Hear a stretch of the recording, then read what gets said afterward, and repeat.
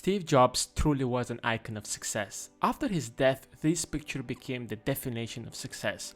A lot of people who don't really know Steve's life in detail probably think that everything was easy for him and simple. Therefore, I can't achieve what he has achieved because I have got a lot of problems. I have college, family, and tons of other responsibilities. On the top of that, I don't have the financial support that Steve had in order to achieve what he has achieved. But that's not true. Steve wasn't the child that his parents wanted, therefore he was given out for adoption. He was kicked out from the company that he has built. It certainly wasn't easy for him. He could have chose to live a normal, simple life like everyone else. But despite all these difficulties, he decided to live a great life. So lesson number 1, choose the life you want to live. It's really hard to believe that the man who has built the most valuable company on earth did not even have a college degree. We are often told that we have to get the highest qualification possible, but Steve came and proved that someone only with a high school certificate can achieve some of the greatest achievements in history.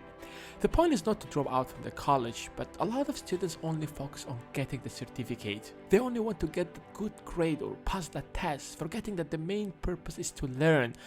Those pieces of papers that are called certificates might be helpful in your life to some extent, but they won't help you to achieve the heights in your life. Lesson number 2, don't focus on certificates. Microsoft has been dominating the PC market for years. Windows has been the operation system that almost was in every single computer that existed. It would be very rational to argue that it's impossible to beat Microsoft and win large share of the market. Microsoft had almost everything they needed to get rid of their competitors. They've got all the money, all the people, and the skills. But that did not stop Steve to dream big, to dream that he will one day rise on the top of all of them, and he could do it. Before iPhone, Nokia was dominating the market for years. Steve revolutionized the computer industry, mobile industry, music industry, and created a whole new industry, tablets. Lesson number 3, dream big. Sometimes looking at all these giant companies, it seems impossible to compete with them or create even something that's close to that. It seems like Apple has always been like this, but it's not like that. It all started here. It's hard to believe that the world's most valuable company started here in this garage by high school graduate Steve Jobs and his school friend Steven Wozniak. I think what Steve is teaching us here is that if we wait until everything is going to be perfect to start any project, we might never start it at all. Yes, there will always be setbacks. You might not have enough time or enough money or the connections, but you have to start it somewhere. Remember that a journey with 1,000 miles begins with a single step. That's exactly what Steve did. Lesson number 4, start somewhere.